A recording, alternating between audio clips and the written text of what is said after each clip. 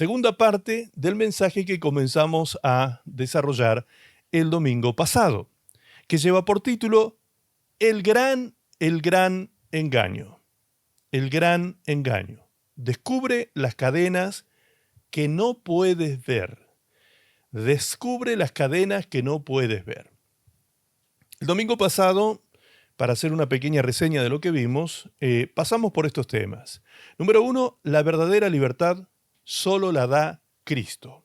Comenzamos entendiendo esto en Juan 8:36, donde dice que si el Hijo de Dios os libertare, entonces seréis verdaderamente libres. ¿Sí? Entonces seréis verdaderamente libres. Así que nos quedó claro entonces que realmente el que nos puede hacer libres a nosotros en todas las áreas del ser humano, cuerpo, alma y espíritu, de todas aquellas cosas que son nocivas para nosotros, para nuestra vida, que son destructivas para nuestra vida, es nuestro Señor Jesucristo. Amén.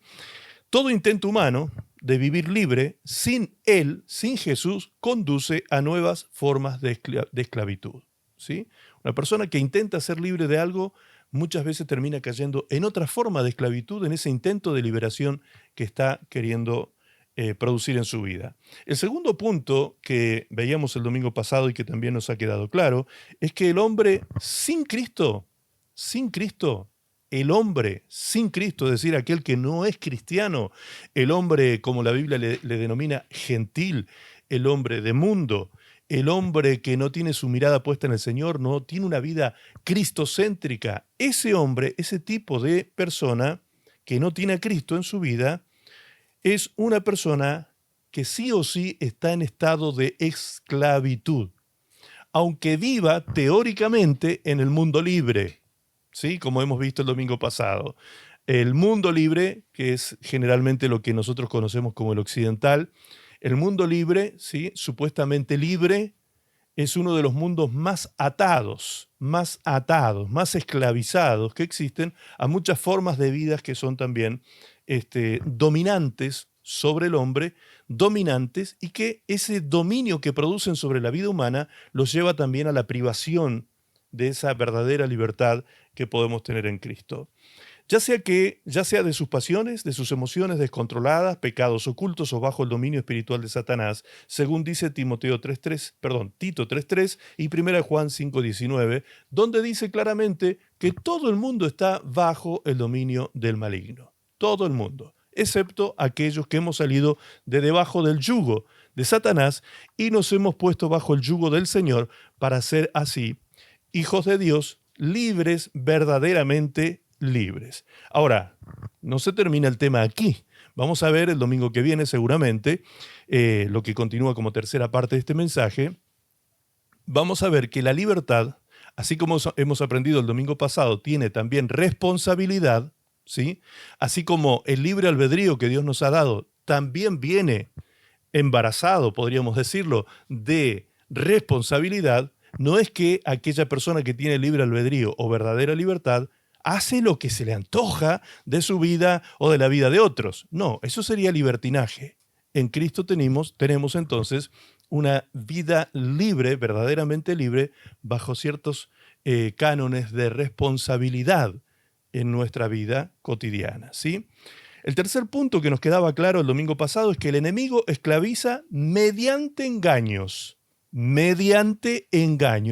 argucias, ¿sí? Mediante pensamientos que vienen a tentarnos, y esos pensamientos son los que van a elaborar deseos más tarde, emociones que van a querer llevarnos a tener ciertas conductas de esclavitud pecaminosa.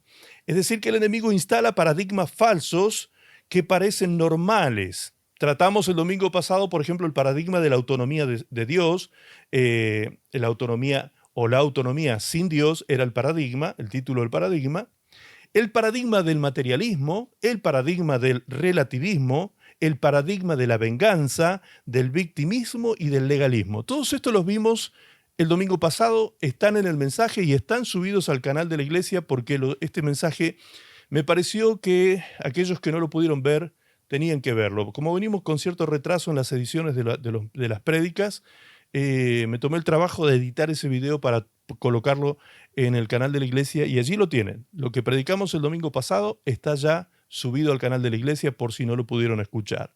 Y allí aprendimos sobre todos estos paradigmas. Llegamos hasta mencionar 6 paradigmas y hoy vamos a introducirnos nuevamente en la prédica desde el 7º paradigma, que es la espiritualidad de obras. Así es como lleva por título el 7º paradigma. La cuarta cosa que el domingo pasado nos quedaba claro es que el Evangelio rompe las cadenas. La luz de Cristo abre los ojos, libera la mente y restaura el corazón, dándonos una identidad verdadera como hijos de Dios. Esto está escrito en 2 Corintios 5:17. Allí dice, de modo que si alguno está en Cristo, nueva criatura es. Nueva criatura es. Las cosas viejas pasaron, y aquí todas son hechas nuevas. Haga bien la exégesis del pasaje, por favor. Los varones especialmente, hagan bien la exégesis del pasaje. Las cosas viejas pasaron, no dice las viejas pasaron, ¿sí? Las cosas viejas pasaron, ¿ok? Las cosas viejas, no se les vaya a ocurrir interpretar cosas raras y que las viejas pasaron y ahora vienen unas nuevas. No, cuidado con eso, ¿eh? Bien, y el punto número 5, que nos invitaba a aplicar en nuestra vida, el mensaje del domingo pasado es este. Ser libre en Cristo, entender esto y aplicarlo a nuestra vida es importante. Ser libre en Cristo significa vivir en obediencia a su palabra, guiados por el Espíritu Santo, no por emociones, paradigmas del mundo, ni por la mentira del enemigo. La verdadera libertad no es hacer lo que queremos, sino ser libres del pecado, del engaño, para vivir plenamente en Cristo, porque solo el Hijo de Dios, Jesucristo, nos hace verdaderamente libres. Amén. Gloria a Dios. Vamos entonces a retomar desde el paradigma número 7. Paradigma número 7. El título de este paradigma es la espiritualidad de obras. La espiritualidad de obras. Y preste mucha atención porque nosotros los cristianos particularmente somos los más tentados a aplicar este paradigma. Por ahí los otros que vimos del materialismo, de la venganza, y eso ya desde el principio nos sonaba un poco pecaminoso, así que como que le sacamos el cuerpo. Pero este nos suena muy espiritual. Vamos a analizar este paradigma engañoso. Satanás inocula estos pensamientos en la mente del cristiano, pensamientos engañosos, paradigmas engañosos para llevarnos a vivir una vida que no es una vida libre en Cristo Jesús. La creencia central de este paradigma es el siguiente. Dios me ama. Dios me ama. Y me bendice si me porto bien. Dios me ama y me bendice si me porto bien. Si cumplo reglas, voy a la iglesia y hago cosas buenas. Dios me ama y me bendice si me porto bien, si cumplo reglas, si voy a la iglesia y hago cosas buenas. Si sufro, es porque me porté mal. Lo digo así de manera un poco aniñada, lo leo de manera un poco aniñada, porque realmente es un paradigma muy infantil. ¿Sí? Muy primitivo y muy infantil, muy básico y simplista para la mente humana, que tiene un tinte de espiritualidad, ¿sí? Parece muy piadoso. ¿Por qué? Porque promueve el comportamiento correcto, el hacer las cosas bien, el hacer las cosas de manera correcta, pero tergiversa completamente el Evangelio de la Gracia. Jesús, por sobre lo correcto, siempre hizo lo que es, muy bien, allí veo que están verbalizando algunos, lo que es bueno. Han aprendido este principio. Si ustedes leen los evangelios, hermanos queridos, si ustedes leen los 4 evangelios, Mateo, Marcos, Lucas y Juan, no van a encontrar en ningún momento un texto, un versículo que diga, entonces Jesús hizo lo correcto. Pero muchos versículos dicen, Jesús hizo lo bueno. Él mismo inclusive Él mismo inclusive dijo que sus obras eran buenas y que lo que él hacía era lo bueno. No necesariamente lo correcto según ciertos cánones espirituales, entre comillas, de la época, ¿sí? Por ejemplo, ¿recuerdan ustedes aquel pasaje que habla de una mujer que hacía 18 años que estaba enferma? Que según la descripción del texto bíblico, esta mujer lo que tenía era una hiperlordosis porque estaba encorvada y no podía enderezarse. Su columna se había como soldado de manera curva, ¿sí? Como con una joroba, y estaba ella hacía 18 años con este espíritu de enfermedad, porque Jesús también lo que hace allí es identificar a esta enfermedad con un origen espiritual, es decir, que hay enfermedades que no son biológicas, netamente biológicas, sino que también tienen origen espiritual. Por eso Jesús dijo, espíritu de enfermedad que tiene atada a esta hija de Abraham hace 18 años, y la sana en día de reposo. En día de reposo. ¿Y quiénes fueron los que saltaron en ese momento a poner obstáculo a esta situación, a esta administración de sanidad que Jesús estaba realizando? Los señores religiosos y legalistas de la época que tenían el reglamento en la mano. Es decir, tú estás haciendo lo incorrecto porque estás quebrantando el día de reposo, le dijeron a Jesús. Tú estás haciendo lo incorrecto. Y Jesús dijo, yo no he venido a hacer lo correcto, sino lo bueno, lo que es bueno. Y allí es cuando el Señor nos muestra que sobre lo que puede ser un aparente reglamento de lo correcto, queda subyugado lo aparentemente correcto a lo que es realmente bueno, ¿sí? Lo que prioriza Jesús sobre lo correcto, porque nadie está diciendo que lo que estaban diciendo estos fariseos estuviera mal, que el reglamento estuviese mal, no, porque pertenecía a la Torá, pero ellos no habían entendido el espíritu de la Torá. Y eso Jesús se los dijo claramente en Mateo 23:23, tomen nota de ese versículo y luego lo leen el contexto, Mateo 23:23, cuando Jesús les dice, ustedes, fariseos, escribas, ustedes que son tan minuciosos, tan legalistas, precisamente hablando de este tema, tan legalistas, que siempre pretenden vivir y hacer lo correcto. Respecto de la ley del diezmo, ¿sí? Ustedes que son tan guardadores de la ley, son tan ajustados a esa ley que hasta diezman las cosas más insignificantes, como el eneldo, el comino. El comino. Imagínate tú sacando el 10%, pesando el 10% de tu comino en la cocina para llevarlo a la casa del Señor en aquellos tiempos. ¿Sí? O sea, una cosa insignificante. Ustedes se ocupan hasta de esas mínimas cosas. Pretenden ser correctos y de una manera tan exagerada y tan microscópica de la ley que llevan las cosas a esa exageración. Y se olvidan de lo más importante de la ley, dice el verso 23, que es el que les estoy citando. Ustedes se olvidan de lo más importante de la ley. Y entre esas tres cosas que Jesús le pronuncia allí, les dice una de ellas, que es la misericordia. Eso tiene que ver con el espíritu de la ley de Dios, con el espíritu de la Torá. La misericordia sobre todas las cosas. Santiago mismo, cuando escribe su epístola, dice, la misericordia triunfa sobre el juicio. O sea, cuando se hace un juicio, se está basando y fundamentando el juicio sobre lo legal, sobre la ley, sobre una ley. ¿Sí? El juicio puede encontrarnos a nosotros culpables. Efectivamente, espiritualmente hablando, así es y así ha sucedido con cada uno de nosotros. Todos somos culpables de ser pecadores. Todos.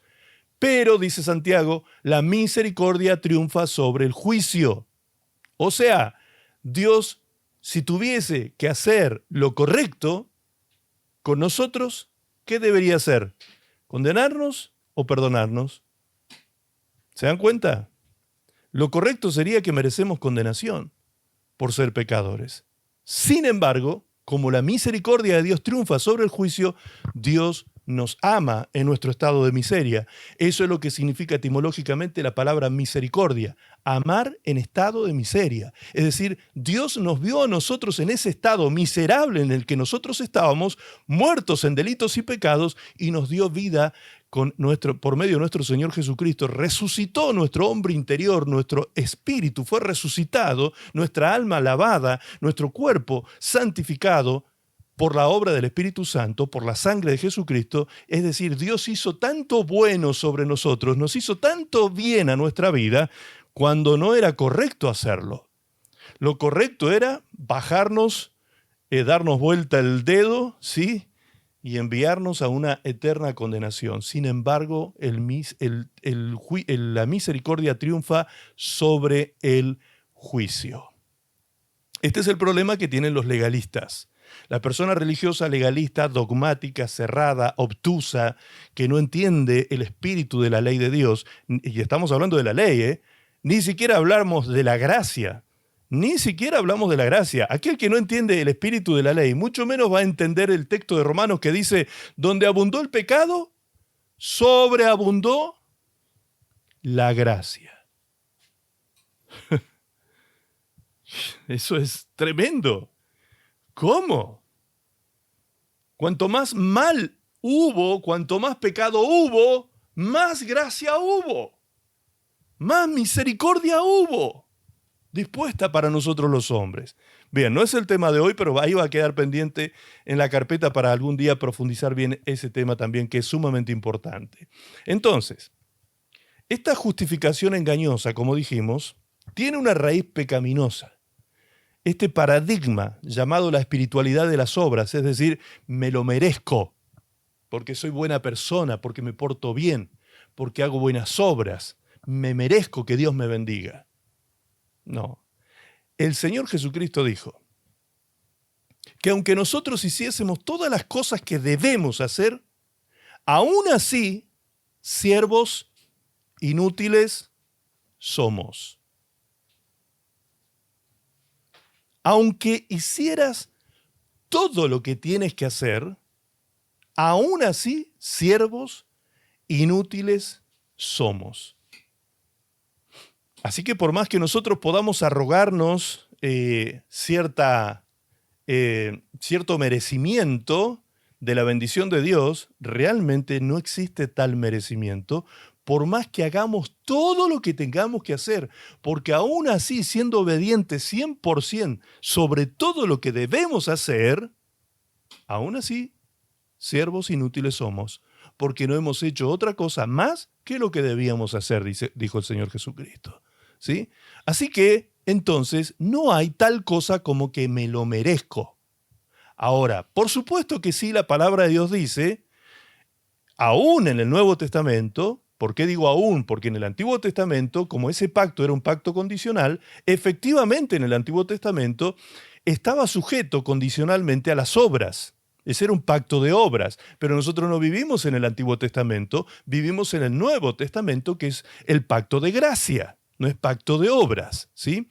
Aquel pacto era condicional. Hacías algo bueno, recibías recompensa de lo bueno. Hacías algo malo, también venía la maldición por hacer algo malo. Sin embargo, en este tiempo en el que nosotros estamos, bajo esta dispensación del Espíritu y de la gracia de Dios, aún permanece ese principio del Antiguo Testamento. Es decir, si yo hago lo bueno hoy, agrado a Dios, por supuesto que sí. Dios espera que yo haga lo bueno, pero no para recibir esa recompensa, sino que lo hago como un efecto o una consecuencia de mi verdadera fe puesta en el Señor Jesucristo y de mi verdadero arrepentimiento de mi pecado. Santiago lo decía de esta manera: la fe sin obras es muerta.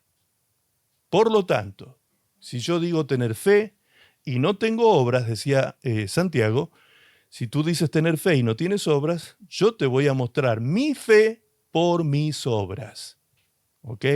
Cuando habla de obras, se está hablando de el obedecer la palabra del Señor, la voluntad del Señor. Es obrar haciendo el bien. La raíz pecaminosa de esto es, de este falso paradigma engañoso, es el legalismo y orgullo. el orgullo y el legalismo. Creer que uno puede ganarse el favor de Dios negando la necesidad de la gracia. Y allí hay un texto, Efesios 2, 8 y 9, famoso texto, muy conocido, que habla de la salvación, que es por gracia. La salvación es por gracia mediante la fe en el Señor Jesucristo. Y esto, la salvación, dice el texto, es un don de Dios, es decir, es un regalo. Por lo tanto, si la cosa más grande que el hombre puede recibir, el milagro más extraordinario que el hombre puede recibir, que es el perdón de sus pecados y la salvación de su alma para ir a vida eterna, ese es el milagro más grandioso que el ser humano puede recibir. Lo recibe por gracia y no por obras, para que nadie se gloríe, para que nadie se jacte.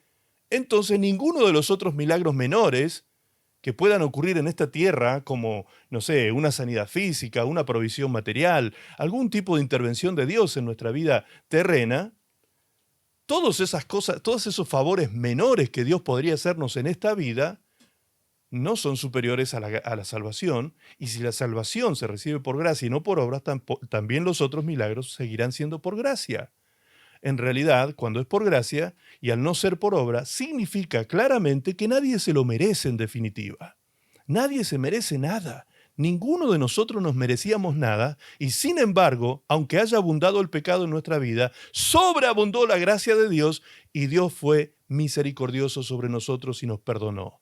Por lo tanto, aquel que entiende esto, aquel que comienza a darse cuenta de esta realidad espiritual en su vida, es aquella persona que empieza a obrar y a vivir su vida en consecuencia con esta fe. Es decir, si Dios ha sido tan bueno conmigo, si Dios ha sido tan amoroso, tan precioso conmigo, ¿cómo yo puedo vivir de una manera que le desagrade a Dios? Miren, les voy a leer un texto en el libro de Romanos, que no lo tengo aquí en la placa, pero que tiene relación con esto que estamos leyendo. En el libro de Romanos capítulo 12, y lo vamos a leer en la versión TLA, capítulo 12, versículo 2, y lo vamos a leer en la versión TLA, que es muy clarito como lo dice allí. Dice, verso 1, por eso, hermanos míos, ya que Dios es tan bueno con ustedes, les ruego que dediquen toda su vida a servirle y a hacer todo lo que a Él le agrada. Así es como se le debe adorar. ¿Cómo se le adora a Dios? Haciendo lo que a Él le agrada. Ah, pero ¿no era cantando canciones? No, eso es alabar a Dios. Ese es el problema cuando confundimos los términos o se mal usan o se desvirtúan en la jerga cristiana, en la jerga templaria, digamos, cuando vamos al templo, o aquí mismo, cuando Damaris, por ejemplo, o mi esposa les dirigen las canciones, ¿sí? Y si ellas dijesen que adorar es cantar canciones, estarían totalmente erradas, porque adorar, alabar a Dios, mejor dicho, cantar a Dios, es parte de la adoración, porque es parte de lo que le agrada a Dios, ¿sí?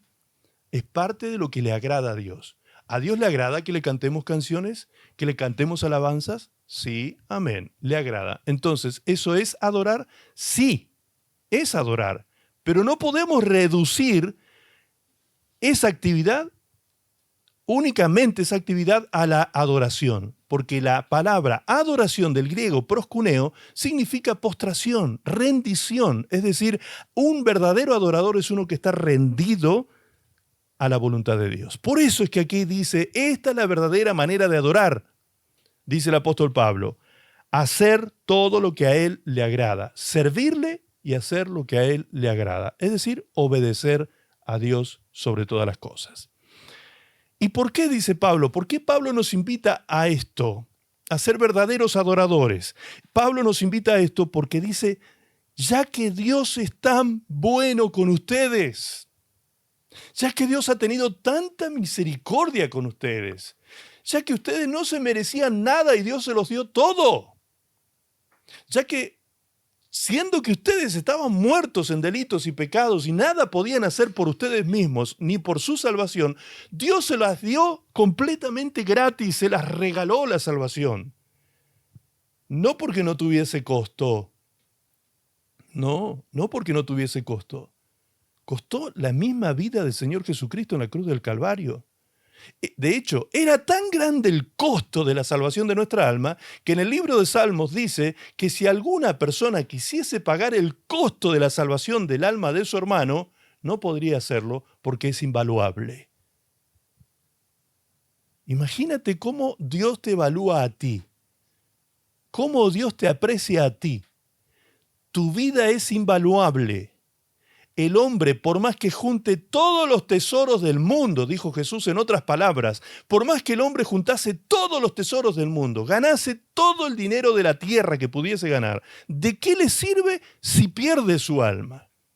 Y aún teniendo todos los tesoros reunidos, si quisiese pagar con eso a Dios por la salvación de su alma, no le alcanzaría. No tiene ni para empezar. Porque el único que pudo pagar el precio de tu alma y mi alma y darnos vida eterna fue el Señor Jesucristo en la cruz del Calvario. ¿Te das cuenta cómo nada nos merecemos? Y todo lo que recibimos es por misericordia y bondad de Dios.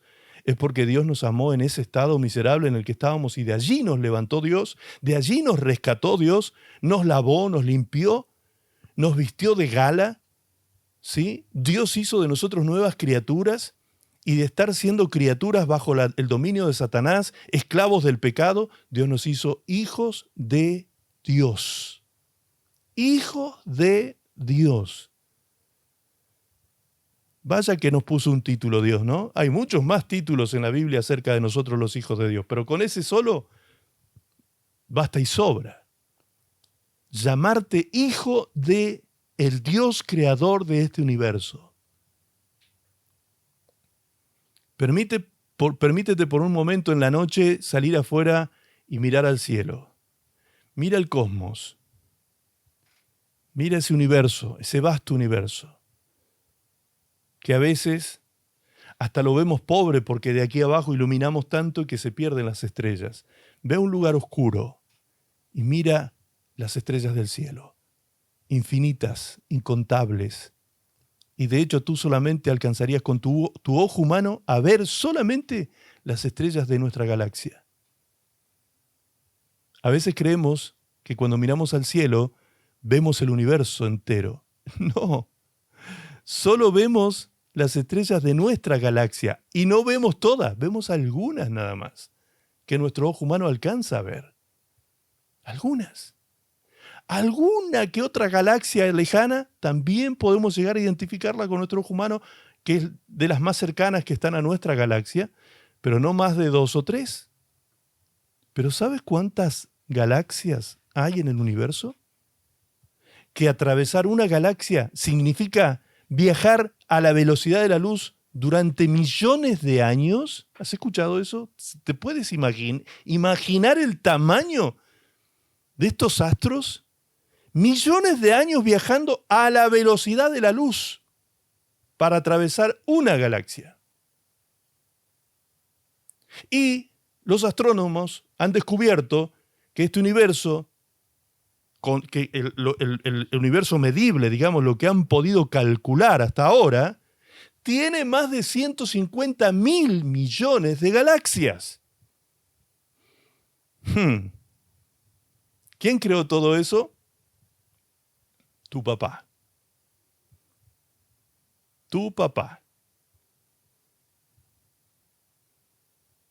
Imagínate.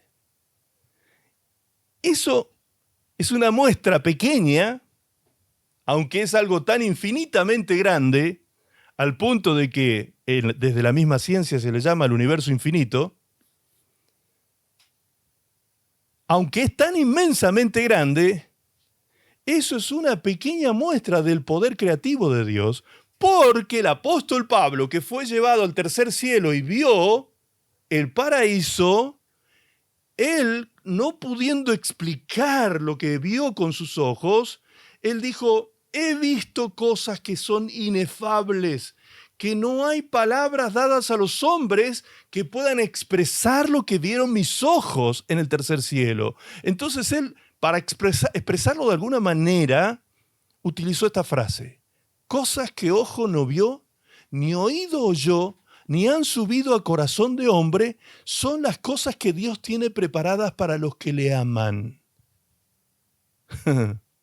Cosas que ojo no vio. Este universo lo vemos. Cosas que oído no ha oído todavía. Ni siquiera te puedes imaginar. Ni siquiera han subido al corazón de hombre. Esa frase significa no te puedes ni siquiera imaginar la belleza, la grandeza, la magnificencia, la gloriosa herencia que nos espera, esa herencia inmarcesible, eterna, por siempre, que nos espera a los hijos de Dios. Yo trato de explicarme, pero aún así no alcanza. Aún así yo sé que no alcanza. Bien, todo eso Dios lo ha dispuesto para nosotros sus hijos por gracia, no por obras, para que nadie se jacte en su presencia. Tú no puedes llegar el día de tu muerte a la presencia de Dios, me refiero a la muerte física, llegar a la presencia de Dios y decirle, llamar a la puerta del cielo y decirle, Señor, aquí vengo, estoy regresando a casa, Señor. Ok, y el Señor te abre la puerta y te dice, ¿y por qué te tengo que dejar entrar? ¿Por qué te tendría que dejar de entrar? ¿Y qué le vas a decir en ese momento? Ah, Señor, lo que pasa es que yo he sido una persona que he vivido correctamente. He sido una persona que he hecho muchas obras de bien, he sido misericordioso con los que necesitaban, he hecho esto y aquello y lo otro. Y el Señor nos podría responder, ¿y en qué parte de la Biblia tú leíste que tenías que hacer algo para entrar al cielo? ¿En qué parte de la Biblia leíste eso? ¿Mm?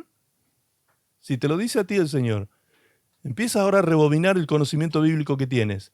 ¿Qué texto de la Biblia dice que para entrar al cielo, para ganarte la salvación, tú tienes que hacer buenas obras? Eso es un pensamiento religioso, dogmático religioso, porque no existe texto en la Biblia que diga semejante cosa. La Biblia lo que dice es que el día que vayamos a la presencia del Señor, la única manera de entrar al paraíso es habiendo vivido en Cristo Jesús. Y todo aquel que vive en Cristo Jesús está viviendo y haciendo buenas obras, pero por consecuencia de vivir en Cristo. ¿Sí? Es al revés. No es por las obras que entro al cielo, sino por la gracia de Dios, por la fe puesta en Jesucristo y el sacrificio que pagó el precio de mi salvación en la cruz del Calvario. Y como agradecimiento, como devoción a Dios por lo que Él hizo por mí y por lo que tanto me ha dado, pues vivo una vida consecuente con esa fe, siendo un hombre de buenas obras, siendo una mujer obediente a la voluntad de Dios, por consecuencia. Así que el cielo tampoco lo merecemos. Todo es por gracia. Por lo tanto, no es haciendo lo correcto, sino viviendo y haciendo lo bueno, lo que es bueno ante los ojos de Dios. Las consecuencias de las personas que viven bajo este paradigma de espiritualidad de obras, entre comillas, las consecuencias que trae vivir una vida legalista, una vida sujeta a normas y a reglamentos rígidos, dogmáticos, cerrados, como decíamos, las consecuencias son el juicio hacia los demás. Este tipo de personas que viven bajo este paradigma son personas prejuiciosas. Abren juicio sobre las demás personas. Cuando digo que son prejuiciosas, estoy diciendo que anticipan el juicio y la sanción del juicio sin prueba alguna.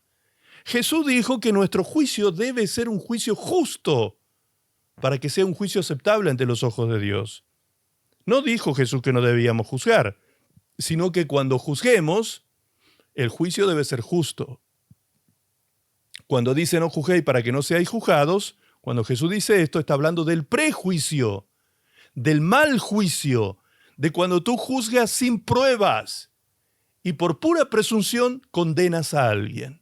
Eso está mal. Eso no se debe hacer. Que por pura presunción tú calculas que el otro hace o deja de hacer tal cosa porque a ti te parece que lo hace por esto o por aquello, y resulta que puede estar totalmente alejado de la realidad. ¿Cuántas veces te han acusado de cosas a ti? A ti, ¿cuántas veces te han acusado de cosas injustas? Y tú dices, pero ¿de dónde saca esta persona semejante cosa? ¿Cómo es posible que mienta a ese nivel? ¿Cómo es posible que levante semejante prejuicio contra mí? ¿Cómo es posible que haga eso? Claro que sí. El mundo está lleno de eso, incluso la iglesia, dentro de la iglesia, hay chismes prejuiciosos dando vuelta que juzgan, prejuzgan, condenan. Y cuando tú preguntas, ¿de dónde sacas eso? Ah, no, lo que pasa es que yo creo que porque tal hermano dijo tal cosa y viste la cara que puso y viste la seña que hizo y viste... Hermanos, eso es lo más carnal y diabólico que puede existir. Eso no es de Dios. Si tú te prendes en eso, te quiero ver al final del camino cómo te va a ir. Cuidado, cuidado con el prejuicio, cuidado con el legalismo, cuidado con la falta de misericordia cuando encuentras a un hermano pecando, cuidado. Fíjate lo que dice la palabra del Señor en el libro de Gálatas, Gálatas capítulo 6, verso 1, dice así: hermanos, si alguno fuere sorprendido en alguna falta,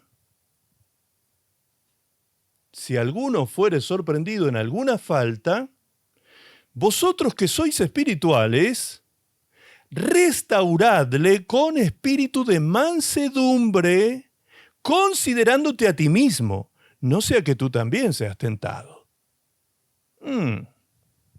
O sea, con la medida que mides, serás medido. Si no eres misericordioso, no esperes que tengan de ti misericordia el día que te encuentren a ti la falla. Si tú alimentas el prejuicio, si tú alimentas la condenación a los otros, basado en lo que es correcto, supuestamente, en ese legalismo de la correctitud, vamos a inventar una palabra nueva, de la correctitud, si te basas en eso, el día que a ti te encuentren fallando en lo más pequeño, no te asombres de que esos mismos que tú un día los promoviste a ser prejuiciosos, te condenen a ti y te corten la cabeza. En cambio, qué diferente es que cuando miramos a las personas con misericordia, con la gracia de Dios, y en vez de condenarlos, intentamos restaurarlos con espíritu de mansedumbre, como dice aquí el texto, pues el día que nosotros cometamos un error, que seguro los vamos a tener porque somos seres humanos que cometemos errores, la misericordia también va a ser favorable a nosotros. Si nosotros somos misericordiosos, serán misericordiosos con nosotros también. ¿Cuántos dicen amén a eso? Es palabra del Señor, amados. Son principios celestiales, principios divinos, principios que el Señor nos ha dejado establecidos en su palabra. Colócalos en práctica, ponlos en prácticas en tu vida y vas a ver los resultados reales que Dios va a dar para ti. Estos sistemas de creencias, todos estos 7 sistemas de creencias falsos, hay muchos más, pero tomamos como ejemplo estos 7 sistemas de creencia, son precisamente como una especie de cavernas oscuras, de cuevas oscuras, de las que Cristo vino a liberarnos, iluminando nuestra mente con la verdad de su palabra y restaurando nuestra identidad como hijos e hijas de Dios libres, verdaderamente libres. Amén. Esta persona que vive bajo este paradigma de la espiritualidad de obras, no solamente es una persona fácil de abrir juicios y prejuicios hacia los demás, sino que además vive en una constante ansiedad espiritual. ¿Por qué? ¿Por qué vive ansioso? Una ansiedad espiritual. Parece una cosa contradictoria, ¿no? En una constante ansiedad espiritual. Pues porque esa persona nunca da con la medida, se da cuenta que ni él puede hacer lo que pretende que los demás hagan. ¿A qué nos hace acordar eso? a lo que Jesús le dijo a los hipócritas de aquella época, a los religiosos hipócritas de su tiempo, cuando les dijo, ustedes les ponen cargas más pesadas de las que los hombres pueden o son capaces de llevar. Cargas que ni ustedes mismos pueden llevar, siendo tan espirituales, entre comillas. Entonces, la persona que vive con este paradigma dominando su mente, que vive bajo la esclavitud de este falso paradigma de santidad, de aparente santidad, es una persona prejuiciosa y ansiosa espiritualmente que nunca da con la medida, por lo tanto siempre tiene que andar viviendo de manera hipócrita. Siempre tiene que andar dando imagen, vendiendo imagen, como se dice aquí en Argentina, vendiendo imagen a los demás de lo que no es. Eso es hipocresía. Esas personas caen en el cinismo. Obviamente la hipocresía te lleva al cinismo. Y muchas de esas personas que tienen altos estándares morales, que son realmente moralistas, no morales, sino moralistas, se transforman en ismos, en exacerbación de los términos anteriores, como dice el significado del ismo. Es decir, el moralismo es un ismo, es una exacerbación del término de lo moral. Se lo lleva a un extremo. ¿Sí? Se lo lleva a un extremo que no es lo que Dios establece en su palabra. Esa persona, como se da cuenta finalmente que no logra entrar en ese estándar, vive de manera hipócrita, vendiendo imagen de lo que no es, lo cual lo lleva no solo a la hipocresía, sino al cinismo y finalmente a la desesperación. Muchas de esas personas terminan suicidándose. Se autocondenan, no pueden soportar su nivel de hipocresía y terminan suicidándose porque su mente está esclavizada a ese dogmatismo religioso, a ese legalismo que los condena todo el tiempo por falta de misericordia. ¿Han escuchado ustedes en las noticias que en los Estados Unidos, uno de los países donde más se ha notado esto, que ha habido muchos suicidios de pastores? ¿Suicidio de pastores? ¿Han escuchado sobre eso? Estados Unidos es realmente un campo de estudio para estas cosas. ¿Por qué? Porque como les dije hace un rato, allí muchas personas toman el trabajo del púlpito, el trabajo pastoral y el trabajo del púlpito, enseñar la palabra del Señor, enseñar el Evangelio, como una profesión. Realmente como una profesión. Entonces, muchos chicos, jovencitos, que se crían en la iglesia cristiana, que se crían dentro de una congregación cristiana, hijos de padres cristianos generalmente, que saben hablar como hablan los cristianos, que saben cantar canciones cristianas, que saben orar como oran los cristianos, porque todo lo aprendieron en ese ámbito en el que ellos se criaron, ¿sí? Muchas veces, por el sueño de sus padres, van a estas universidades a prepararse como teólogos o como predicadores profesionales. Pero resulta que no tienen una verdadera conversión en sus vidas. No hay una conversión genuina, no hay un nuevo nacimiento. Al no haber un nuevo nacimiento espiritual, no hay tampoco un corazón regenerado. Y al no haber una regeneración en su naturaleza, pues entonces va a seguir bajo la vieja naturaleza. Y aquel chico que vive bajo este paradigma y esta vieja naturaleza no puede, sencillamente no puede. Es como pedirle al peral que dé manzanas, ¿sí? No se le puede pedir peras al olmo, dice un dicho. Jesús lo dijo también en otras palabras, cuando él dijo, cada árbol no puede dar más que lo que su naturaleza misma le permite, porque el árbol malo no puede dar fruto bueno, ni el árbol bueno va a dar fruto malo. Cada árbol da según su especie y según su calidad de árbol, ¿sí? Estos chicos que se profesionalizan, se vuelven teólogos profesionales, que saben utilizar técnicas de estudio de la Biblia, saben utilizar hermenéutica, saben utilizar la homilética para expresar los sermones, saben hacer exégesis literarias de los pasajes, entienden lo que es el texto, contexto histórico, cultural, usos y costumbres, conocen hebreo, conocen griego, aprenden todo ese tipo de cosas que son súper útiles, obviamente, para escudriñar las Escrituras y entenderlas de la mejor manera posible.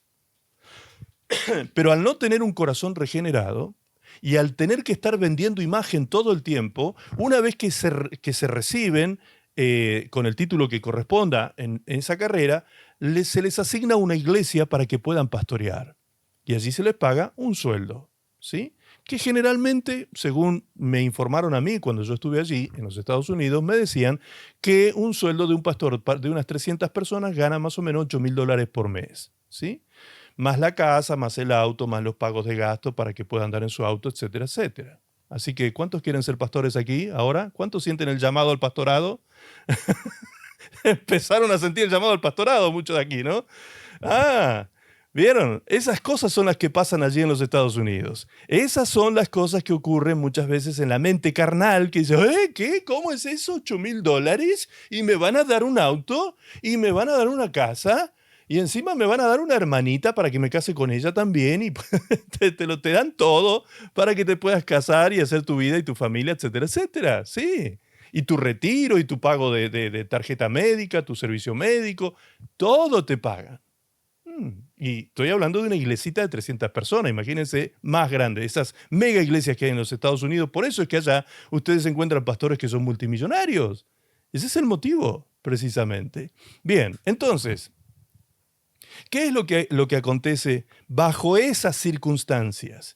Que muchas personas llegan a pararse en el púlpito no por vocación, no por llamado divino, no porque Dios los estableció y los ungió para esa tarea, sino porque sus padres desearon que sus hijos fueran pastores y entonces le pagaron la universidad y fueron y pagaron el costo financiero de eso y bueno, finalmente sus hijos entendieron varias técnicas de estudio y demás y por eso se paran y son buenos oradores, buenos conferencistas y predican y demás y después se terminan suicidando.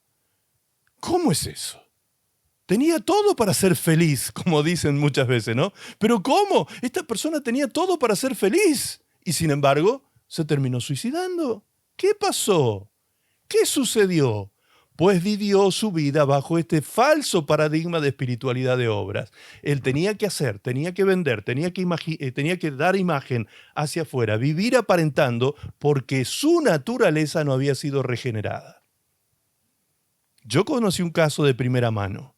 Yo conocí un pastor que tenía doctorado en teología en los Estados Unidos, que forjamos una amistad durante muchos años. Él era cantante y evangelista también y viajaba por las naciones haciendo conciertos y cantando.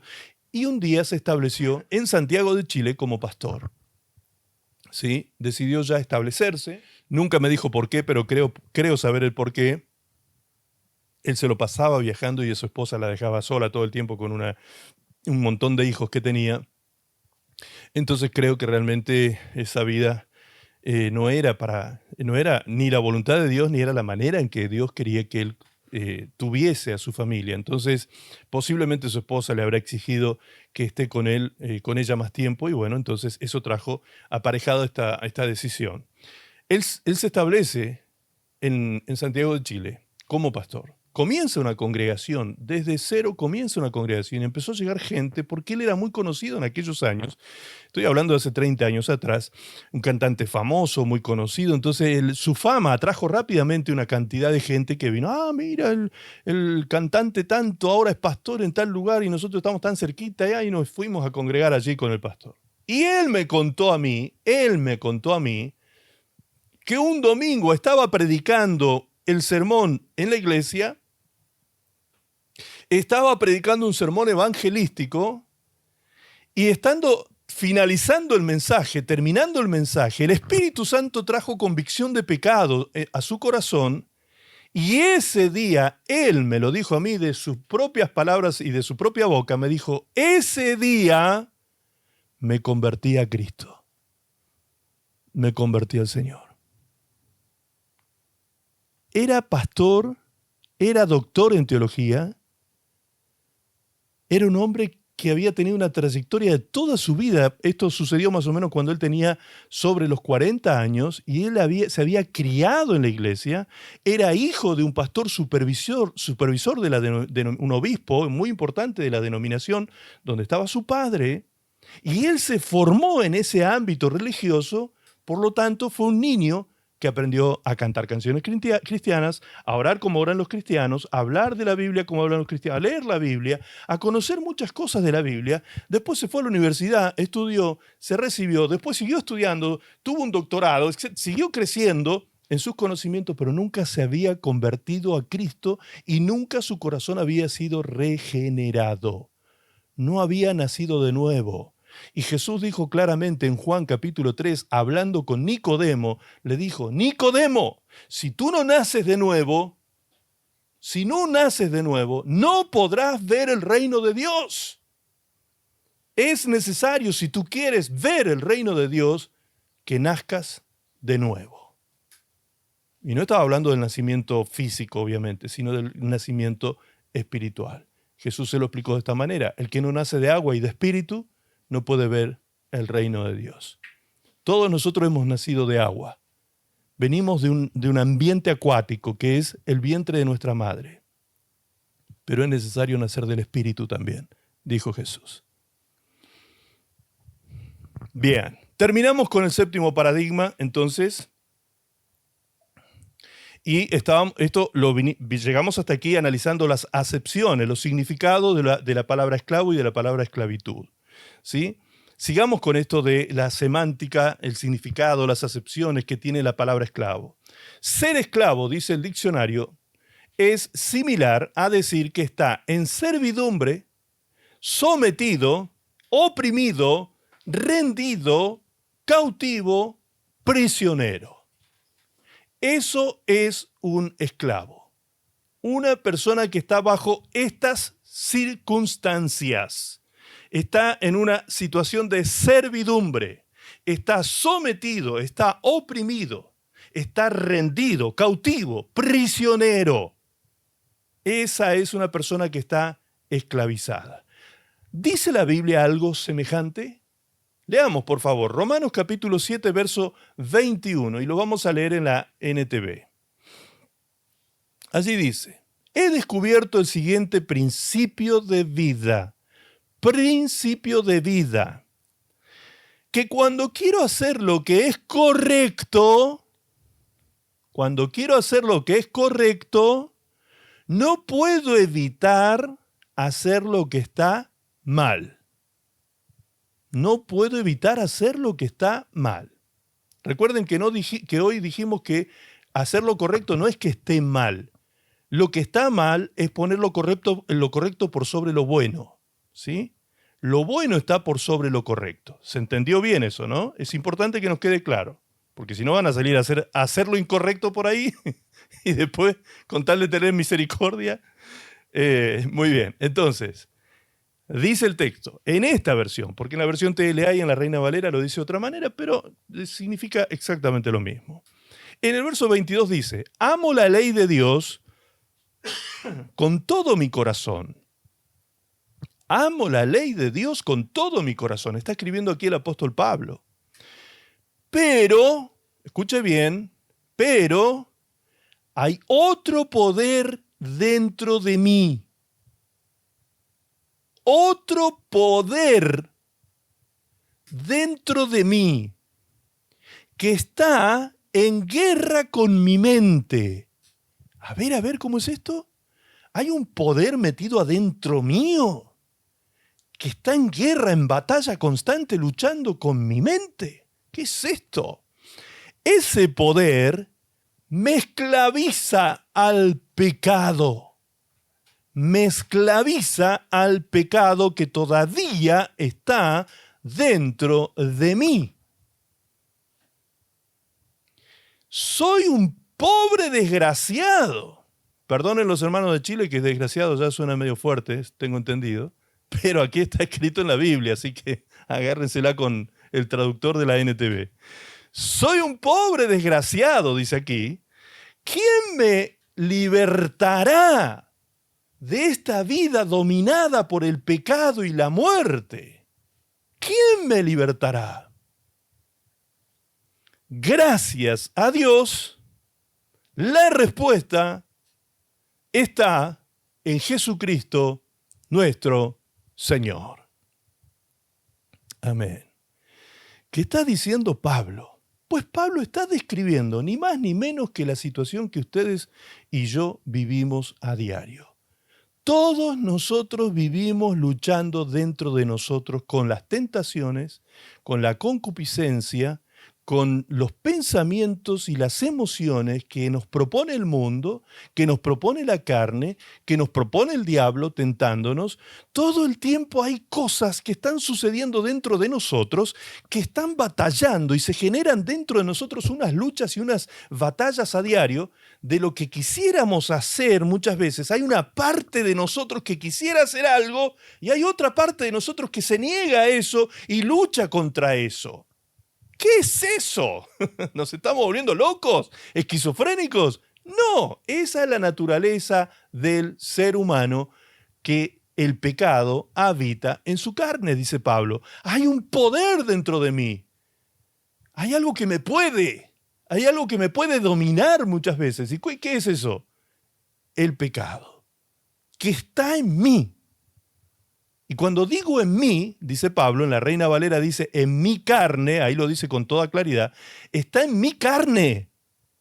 No está en su espíritu, está en su carne. El pecado que todavía está vigente en mi carne me quiere llevar esclavo, dice el texto, a vivir en pecado. Pero yo amo la ley de Dios. No quiero hacer lo que está fuera de lo correcto. No quiero hacer lo que está mal. Pero me doy cuenta que muchas veces no puedo hacer otra cosa que eso, dice Pablo. Qué tremendo, ¿no? A veces se piensa, se suele pensar de que la Biblia habla de los hombres como si los hombres de la Biblia como si fueran superhombres. Y resulta que la Biblia nos presenta al hombre en su miseria, en su estado miserable, como dice Pablo. Miserable de mí, dice la Reina Valera. Y acá en esta versión dice, soy un desgraciado. Soy un desgraciado, soy un miserable. Vivo esclavo a los malos deseos, a las tentaciones, al pecado que está en mi cuerpo, que me quiere llevar a pecar, y es un estado de muerte al que me quiere llevar permanentemente el pecado. Entonces Pablo, luego de sentirse desgraciado y de ser sincero con él mismo y decir, mira, me pasa esto, pero yo en mi corazón amo la ley de Dios. Yo amo a Dios y amo su ley, amo su palabra, amo lo que Dios ha establecido como diseño para mi vida. Yo lo amo, yo quiero vivir eso. Pero me encuentro que cuando lo quiero vivir no puedo, porque ese poder muchas veces me domina, ese poder que está dentro de mí y me lleva a hacer lo que no debo hacer. Entonces se pregunta Pablo, ¿quién me puede librar de esta vida dominada? Fíjense los términos que utiliza esta versión. Primero dice esclaviza, ese poder me esclaviza al pecado. Y luego se pregunta, ¿quién me libertará de esta vida dominada por el pecado y la muerte? ¿Quién me podrá libertar de esto? Y la respuesta, inspirada por el Espíritu Santo y vivida por la experiencia del apóstol Pablo como hijo de Dios, es, gracias a Dios, la respuesta está en Jesucristo, nuestro Señor. ¿Podemos entonces ser verdaderamente libres? Claro que sí. El pecado va a estar vigente en la carne hasta el día que muramos. Esa es la mala noticia. ¿Sí? Esa es la mala noticia. El pecado va a estar allí peleándote todos los días. La batalla de la santidad y la batalla de la pecaminosidad va a estar todos los días trabajando en tu mente y en tu carne. Todos los días. Entonces, ¿qué tienes que aprender a hacer? A vivir en la libertad con que Cristo te hizo libre, a aferrarte al Señor y al poder de su fuerza para poder vencer tentaciones y pecados que cada día batallan contra ti. El pecado te asedia, dice la palabra de Dios. Pero tú puedes sacarte al viejo hombre de encima, a la vieja mujer de encima. Tú te puedes sacar a ese viejo hombre y esa vieja naturaleza y puedes vestirte del nuevo hombre. Eso está en que tú lo decidas y que tú lo busques de todo corazón. Cuarta acepción de esclavo. Por último, dice el diccionario, ¿no? Estamos leyendo las acepciones del diccionario, que está sometido rigurosa o fuertemente a una pasión, vicio, etc., que lo priva de libertad. Esto es estar en un estado de esclavitud o ser esclavo. Es alguien que está sometido rigurosa o fuertemente a una pasión, vicio que lo priva de la libertad. ¿Dice algo la Biblia al respecto? Juan 8:34, Jesús les respondió, de cierto os digo, que todo aquel que hace pecado, ¿qué es? Esclavo. Todo aquel que hace pecado, esclavo es del pecado. Todo aquel que hace pecado, esclavo es del pecado.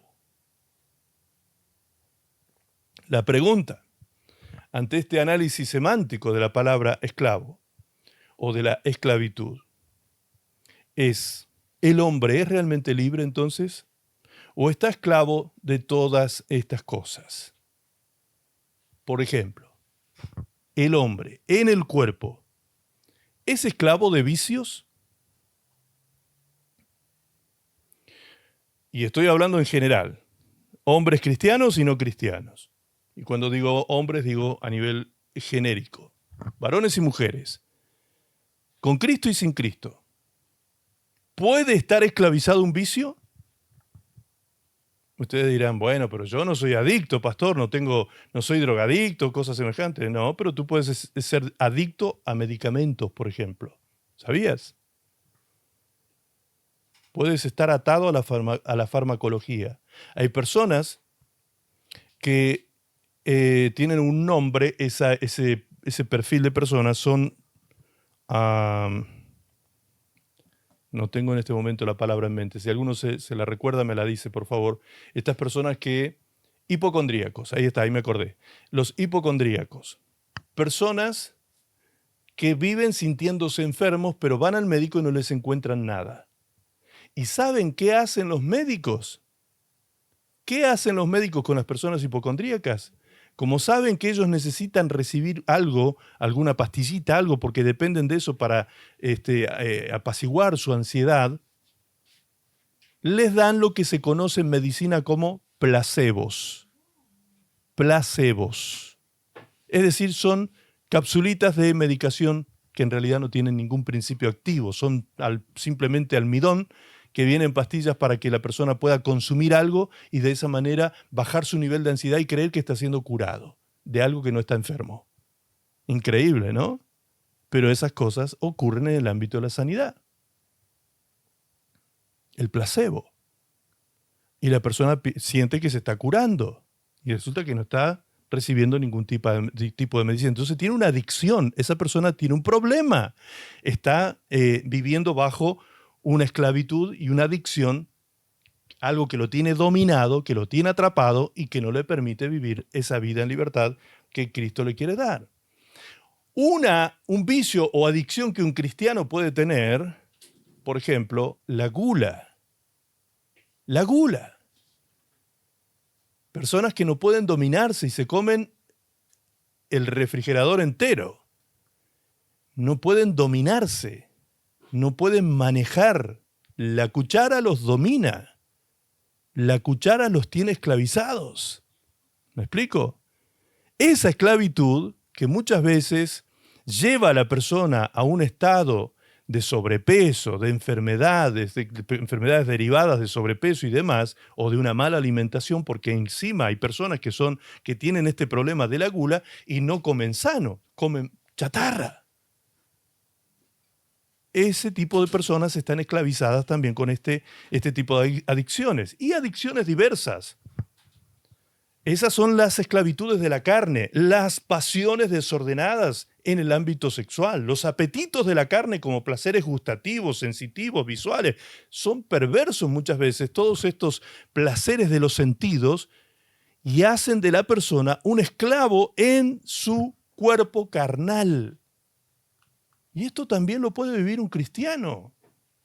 También un cristiano puede estar bajo dominio de estas cosas. Ahora veamos en cuanto al alma, el asiento, donde está el asiento de las emociones. ¿Hay esclavitudes en el alma? ¿Sea cristiano o no sea cristiano? Pues claro que sí. Hay emociones, hay pensamientos perversos, tóxicos, descontrolados, como el odio, el resentimiento, la envidia, los celos, la falta de control, de perdón, el rencor, los pensamientos de venganza, los pensamientos de muerte, las raíces de amargura, y podríamos seguir contando y contando muchísimos pensamientos y sentimientos que están en el alma y que tienen atada tu alma. Esas emociones, esos sentimientos atan y esclavizan tu alma y no te permiten disfrutar de la libertad con que Cristo te hizo libre. ¿Quién ha decidido vivir en ese estado? Tú. Porque el Señor ha hecho todo para hacerte libre, pero como tú no quieres soltar, amarras, ahí estás. Parece que estás creciendo, parece que estás avanzando como hijo de Dios, pero llega un momento que cuando tomas conciencia de tu verdadero estado, no has avanzado nada. Te doy un ejemplo alegórico. Dice una anécdota que un capitán de un barco, que tenía su barco en el muelle de una ciudad, por la noche, una noche sin luna, cerrada, oscurísima, decidió zarpar. Entonces llamó a los marineros y les dio orden de que subieran todos a la embarcación, al barco, que soltaran amarras porque iban a zarpar esa noche. El capitán subió a su cabina, puso las manos sobre el timón de ese barco, direccionó al barco con longitud, latitud y longitud, algo así, que son las medidas que se tienen que dar para direccionar el barco en una determinada dirección. Encendió los motores una vez que le dieron el aviso de que habían sido sueltos las amarras y comenzó a acelerar los motores y empezó a timonear en medio de la oscuridad. Pero como él tenía el barco direccionado en la dirección correcta y los motores estaban encendidos, iba a toda máquina, él se quedó tranquilo que aunque no veía nada, estaba como en piloto automático, como los aviones. ¿Vieron los aviones cuando el piloto coloca el avión en piloto automático? El avión ya está direccionado, está configurado su destino y ya sabe hacia dónde tiene que ir, a qué velocidad, a qué altura, etcétera, etcétera. Se maneja solo. Bien. Entonces este capitán iba en el timón toda la noche, seguro de que iba en buena dirección porque así estaba direccionado el barco, y él solo se ocupaba de mantener los motores acelerados para ir con buena velocidad y el barco se movía, ¿sí? Entonces todo estaba diciendo que estaba avanzando en la dirección correcta y que ya al amanecer estaría en determinada posición en el mar adentro. Resulta que llegando la madrugada, cuando está llegando la luz del día, él se da cuenta, mirando hacia afuera del barco, que estaba todavía en el muelle, donde esa noche él había estado toda la noche manejando el barco, la embarcación, y esa noche había supuestamente abandonado ese muelle, pero todavía estaba en el mismo muelle. ¿Qué pasó? ¿Qué está pasando? Él tenía toda la sensación física de que estaba avanzando porque sentía los motores, porque se movía el barco en el agua y todo decía que él estaba avanzando en la dirección correcta. Entonces llamó a los marineros y preguntó qué estaba pasando, porque estaban allí en el muelle. Y fueron a revisar la gran embarcación y se encontraron que una de las amarras, una de las cuerdas que estaban tendidas al muelle, todavía permanecía atada al mojón del muelle. Todavía estaba atada esa cuerda. Alguien había olvidado desatar esa cuerda. Bien. Así ocurre con la vida cristiana muchas veces. Tenemos la sensación de que estamos avanzando. Tenemos la sensación de que vamos en dirección correcta. Tenemos la sensación de que el barco se está moviendo. Nuestra vida está en movimiento. Nuestra vida está avanzando en teoría. Como no tenemos seguridad porque no vemos nada, pero como creemos que estamos haciendo lo correcto, pues entonces deberíamos estar avanzando y sentimos que estamos avanzando. Pero cuando viene la luz, cuando el Espíritu Santo ilumina nuestro entendimiento y nos damos cuenta que estamos en el mismo lugar de donde zarpamos, que todo lo que sucedió fue una cosa sensacional, que tenía que ver con lo sensitivo, con los sentimientos, pero no con la realidad de nuestra vida. ¿Saben cuál es la manera que usa Satanás para poder extraviar a los cristianos? Los sentimientos. Lo sensitivo. Segunda de Corintios. Vamos allí, por favor. Segunda de Corintios. Tome nota porque esto no está en la placa. Segunda de Corintios, capítulo 11, verso 3, dice así. Pero me temo, dice el apóstol Pablo, que como la serpiente con su astucia engañó a Eva, vuestros sentidos, le está hablando el apóstol Pablo a la iglesia de la ciudad de Corinto, vuestros sentidos sean de alguna manera extraviados de la sincera fidelidad a Cristo. ¿Qué es lo que se extravía? Nuestros sentidos. ¿Qué fue lo que hizo, dice la serpiente con Eva? La extravió. ¿Por medio de qué? De lo sensitivo, los sentidos. Si ustedes van al texto de Génesis, cuando cuenta que Eva vio el fruto, dice que lo vio agradable a los ojos. Fruto que parecía, se le hizo agua a la boca cuando vio ese fruto. ¿De qué estamos hablando? De los sentidos. ¿Qué involucró Satanás? Los sentidos, el sentido de la vista y el sentido gustativo. Y luego las emociones. Cuando le dijo, no, Eva, si tú comes de ese árbol vas a ser una diosa. Imagínate, Eva, una diosa. ¿A cuánta no le hace el verso así Satanás, no? Hacé tal cosa que vas a verte como una diosa. Y después terminan en la más cochina miseria a veces, por hacerse las diosas. Cuidado, hermanas, y cuidado, hermanos. Los sentidos son engañosos. Ahí es el campo donde trabaja Satanás precisamente. Allí trabajó Satanás en Eva. Y el apóstol Pablo le dice a la iglesia, tengan ustedes cuidado, no sea que vuestros sentidos sean de alguna manera extraviados de la sincera fidelidad a Cristo. Ojo, cuidado con los sentimientos, las emociones, lo almático, porque tú puedes caer en esclavitud en tu alma. Finalmente, el texto que leía recién decía raíces de amargura. ¿Dice la Biblia de esclavitud a las raíces de amargura? Hebreos 12:15 dice allí, cuídense unos a otros. Escuche bien lo que dice. Cuídense unos a otros para que ninguno de ustedes deje de recibir la gracia de Dios. Tengan cuidado de que no brote ninguna raíz venenosa de amargura, la cual los trastorne a ustedes y envenene a muchos. Estos días anda una persona que estuvo usufructuando de nuestro espacio de educación teológica aquí en la iglesia, un varoncito, y lo voy a decir públicamente, no voy a dar su nombre, pero yo sé que varios de ustedes han estado en contacto con él, que ha estado haciendo un trabajito bien satánico de chisme, contaminando el corazón de algunas personas de aquí de la iglesia, con comentarios y cosas incomprobables, con falsas acusaciones y llenando el corazón de amargura y de chisme de algunas personas aquí en la iglesia. Yo lo he dejado avanzar, en cierta manera, lo he dejado exponerse porque ese tipo de personas se exponen solos y solos se condenan, porque muestran lo que son, ¿sí? Y digo lo he dejado avanzar porque lo dejé dentro de un grupo de WhatsApp de nuestra iglesia, donde hay 15 hermanos nada más, un grupo viejo que tenemos de la iglesia, que se llama Ministros Sin Fronteras, y los que están allí habrán visto en estos días cómo esa persona ha estado contaminando.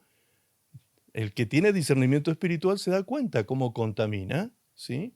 Y encima, a una de las personas que contaminó, la expuso. Encima, chismoso. A esa persona que la contaminó en su corazón con chismerío, esa persona le envió un audio y ese audio lo expuso en ese grupo, donde esa persona no está. O sea, no sabía que la estaban exponiendo en un grupo. Qué triste, ¿no? Personas que se dicen cristianas. Y esa persona se dice pastor. Se dice pastor, porque no lo es. No lo es. A él lo pusieron a cargo de una obra misionera y no supo dar el fruto que tenía que dar, no fue humilde como tenía que serlo, no se sujetó a las autoridades y lo expulsaron de la iglesia. Imagínense ustedes, lo expulsaron. Él nunca fue de nuestra iglesia. Algunas personas se confundieron porque lo veían aquí, pero él nunca fue de nuestra iglesia. Él siempre perteneció a esa denominación que lo tenía a cargo de una misión. Entonces, como lo expulsaron y él tenía hechizadas a las personas que tenía allí en su grupito, ¿qué hizo? Causó una división a esa congregación que le había confiado estas ovejitas, estas personas, causó una división y formó un grupo aparte. Y ahora, ¿saben lo que hace el muchachito? Está chismoseando aquí, como aquí todos tienen los WhatsApp y todo eso, chismoseando aquí en el grupo, levantando sospechas contra mi persona. Si usted tiene alguna duda de lo que yo digo o hago, usted no tiene más que marcar mi número, llamarme y preguntarme. Y sale de la duda automáticamente y se libra de la amargura. Se libra de estas raíces de amargura que contaminan y dividen el cuerpo de Cristo. Sea sabio, no se deje arrastrar por estas contaminaciones, como dice la palabra de Dios aquí. El que me conoce a mí, el que realmente me conoce, sabe que hay ciertas cosas de las cuales me pueden acusar que son falsas. ¿Y por qué? Porque saben quién soy, me conocen. ¿Sí? Me conocen. Imagínense, aquí hay hermanos que tienen 6 años en la iglesia, otros que tienen 5, 4, 3. Aquellos que ya tienen menos de 3 años quizás me conocen menos, pero los que tienen más de 3 años en la iglesia, ustedes aceptarían una acusación, y esto lo digo porque es un hecho real, ¿sí? Una acusación de que yo soy una persona abusiva financieramente en la iglesia. ¿Ustedes aceptarían una acusación como esa? Los que me conocen, aquí están dando testimonio ustedes. Bien, esa acusación se hizo y por causa de esa acusación hubieron personas que salieron de esta iglesia porque creyeron. ¿Se dan cuenta? ¿Cuándo usted fue abusado financieramente por mí? Acabamos de escuchar a Ever decir, me parece increíble que esto sea gratuito. Será gratuito para ustedes, pero no para mí. Yo estoy pagando un precio tremendo por dar lo que doy gratuitamente. Y el precio que yo pago es hasta mi salud muchas veces.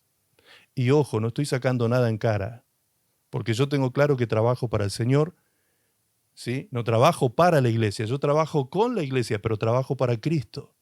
Entonces no tengo nada de qué quejarme. Yo voy a terminar gastando mi vida sirviendo al Señor. Nada de qué quejarme, nada.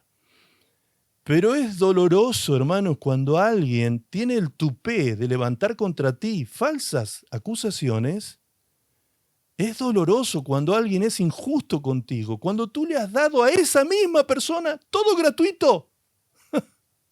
Esa persona que levantó esa acusación, yo me he pasado, y los que me conocen saben que soy capaz de hacerlo, yo me he pasado atendiendo a esa persona más de 6 horas en varias reuniones, porque me demandaba esa atención y yo se la di. Anoche mismo atendí a una persona de México 6 horas casi, 5 horas 45 más o menos. Mi esposa está de testigo. No dormí. Estoy aquí parado con 2 horas como mucho de sueño.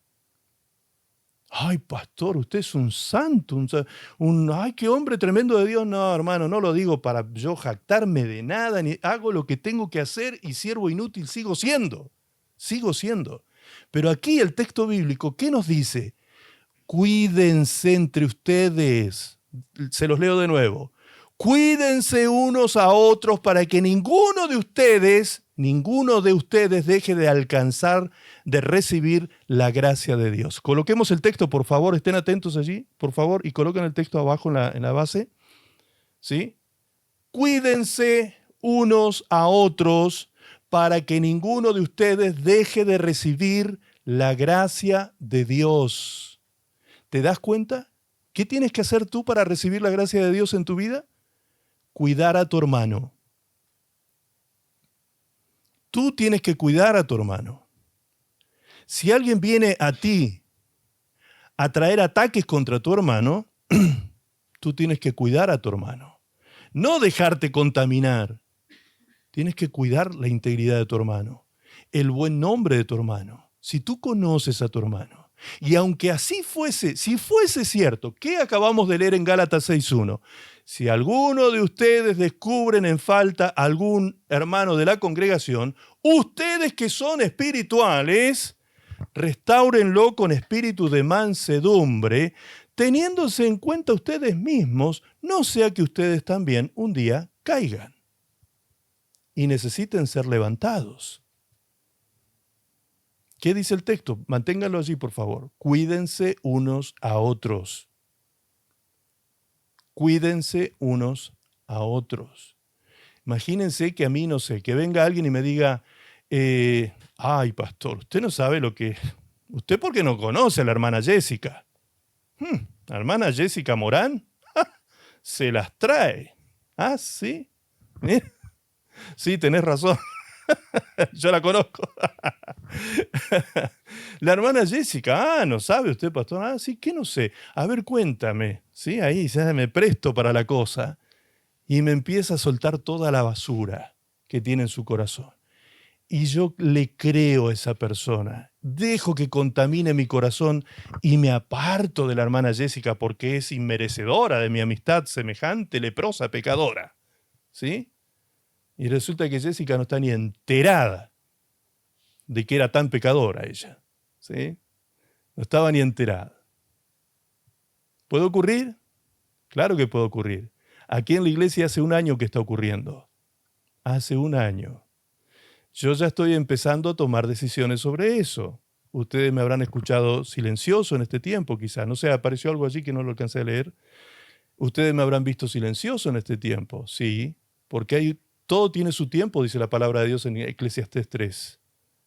No hay que salir corriendo en ciertas ocasiones. Hay que dejar que se manifiesten las cosas, que salgan a flote y cada uno muestre lo que es. Cada uno muestre lo que es. Porque a veces vemos caras, pero no vemos corazones.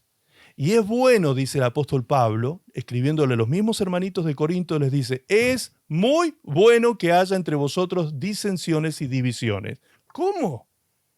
¿Cómo es esto, Pablo? Claro que sí, porque de esa manera se manifiestan los que realmente están aprobados por Dios. Y el chismoso se expone solo, el que divide se expone solo, el que anda prejuzgando se expone solo, el que anda levantando a la iglesia y dividiendo a la iglesia se expone solo. Así de sencillo. Por eso hay que dejarle tiempo al tiempo, nada más. Cuando yo me llamo a silencio y cuando yo no digo una sola palabra, no es que yo no estoy sabiendo lo que está pasando, solo le estoy dando tiempo al tiempo para que ocurran las cosas que tienen que ocurrir. Porque ahora, después de este año, en que han ocurrido varias de estas cosas que estoy diciendo, yo ahora puedo saber aquí en quién puedo confiar mucho más que antes, inclusive. Mucho más que antes. Y en algunas personas, tristemente, la confianza fue afectada. Pero eso no quiere decir que yo te condeno. No, todo lo contrario. Yo te perdono y te ayudo a restaurarte. Te doy la posibilidad de que te vuelvas a levantar y sanes tu corazón, y que la próxima vez no caigas en el mismo engaño. ¿Me explico? Bien. Así que Jessica, ya sabes, cuentas con mi favor. Me hace corazoncito, Jessica. Disculpa que te use como ejemplo. Bien, entonces, no dejen, cuídense, dice, cuídense entre ustedes para que la gracia de Dios no tenga problemas para fluir, porque si no, si la iglesia se llena de cosas, de gente prejuiciosa, condenatoria, chismosa y todo, ¿qué ocurre? La gracia de Dios tiene problemas para fluir en la iglesia. Pero si nos cuidamos unos a otros, si no nos amamos unos a otros, y cuando alguien viene a hablar mal del otro, yo lo paro y le digo, para un poquito, hermano, para un poquito. Vamos a llamar al hermano y me lo dices delante de él. delante de la hermana, delante del hermano me dices esto que me estás diciendo. Propónganle eso a esa persona y mírenle la espalda. ¿A qué velocidad esa espalda se va a separar de ustedes? Porque le van a ver la espalda nada más a esa persona, porque va a huir de ustedes, porque no va a querer saber nada con confrontar. ¿Mm? Entonces, cuidémonos unos a otros. Tengan cuidado, dice el texto, de que no brote ninguna raíz venenosa de amargura, la cual los trastorna a ustedes y envenena a muchos. Cuidado con eso, cuidado. Eso es también esclavitud del alma. Eso esclaviza el alma de un cristiano. Entonces, ¿un cristiano puede estar esclavizado en el cuerpo con pecados de la carne? Sí puede. Pablo dijo que esta era su situación de vida con la que luchaba cada día. ¿Puede un cristiano estar entonces atado a emociones, sentimientos tóxicos? Sí puede, dice Hebreos 12:15, que pueden haber raíces de amargura.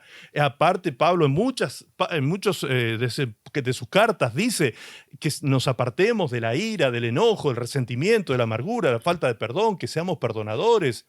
Todas esas cosas están escritas a lo largo de toda la Biblia. Ahora la pregunta más profunda, y con esta terminamos.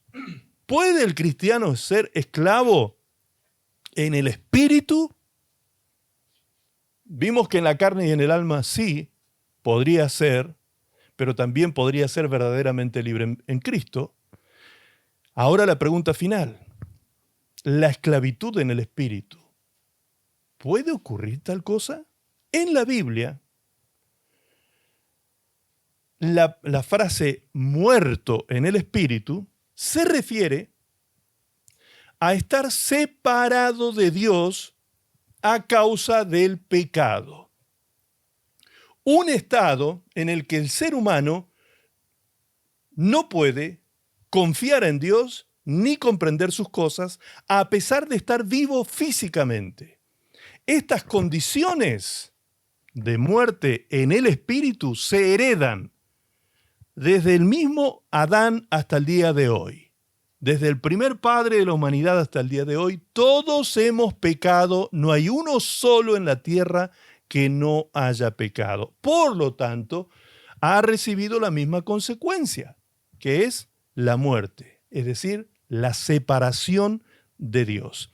Esta condición que se hereda de Adán y Eva y es superada al recibir a Jesucristo por fe, lo que resulta en un renacimiento espiritual por medio del Espíritu Santo, dando como resultado la vida eterna y la reconciliación con Dios. Bien.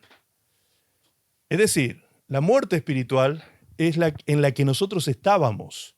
Estábamos esclavos de la muerte. Antes de Cristo estábamos en esa esclavitud. Ahora, una persona que viene a la fe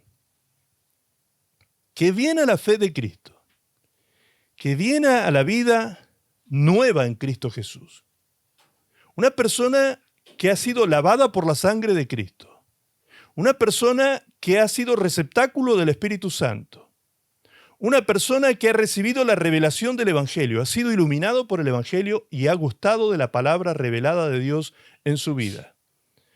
Es decir, una persona que ha tenido la experiencia del nuevo nacimiento. ¿Puede ser que esa persona caiga otra vez en muerte espiritual? ¿Puede ser que esa persona llegue a morir espiritualmente otra vez? Bien, hay ciertas doctrinas, líneas doctrinales que hablan de la salvación que dicen que no. Pero la palabra de Dios es muy clara en cuanto a eso y muy enfática. Vamos a leerlo en el libro de Hebreos. Hebreos capítulo 6, verso 4, dice así: porque es imposible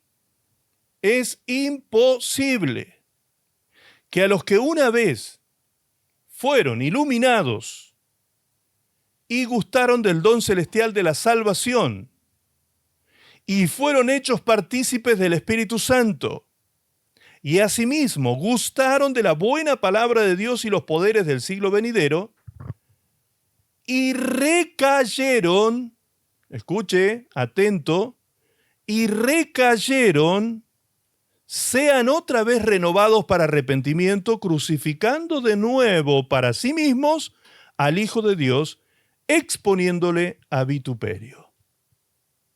Es imposible. ¿Esto quiere decir, pastor, que si yo cometo un pecado, pierdo mi salvación? Por supuesto que no. Por supuesto que no. Para llegar a este nivel, a este estado que nos habla el libro de Hebreos, tienen que ocurrir, fíjense que estamos en el capítulo 6. Desde este capítulo 6, el autor de Hebreos va a desarrollar este tema y va a llegar al clímax del tema en el capítulo 10. No nos olvidemos que estas eran cartas que se escribían a las iglesias, ¿sí? Y en el capítulo 10 termina de una manera magistral cerrando este tema diciéndolo de esta manera. Dice, porque si pecáremos voluntariamente después de haber recibido el conocimiento de la verdad, ya no queda más sacrificio por los pecados, sino, ¿qué es lo que queda? Si yo peco deliberadamente, voluntariamente, una horrenda expectación de juicio y de hervor de fuego que ha de devorar a los adversarios. O sea, ¿cómo ve Dios al cristiano que insiste en recaer en el pecado y pecar voluntariamente, sabiendo que está pecando y le da, y le da, y le da, y le da, y le da, sin temor de Dios alguno, recae en la impiedad una y otra y otra y otra vez, no se cansa de pecar? Hay que ser muy cabezón para caer en ese estado, ¿eh? Porque el Espíritu Santo todos los días te está convenciendo de pecado. Cada 5 minutos tú sientes la convicción de pecado en tu vida. Cada 5 minutos la sientes. Así que realmente volverse tan duro de corazón para pecar a este nivel, resistiendo la gracia de Dios, ultrajando el Espíritu de gracia que nos ha sido dado, pues hermanos, eso no tiene otra cosa que castigo eterno. Eso es lo que dice el texto.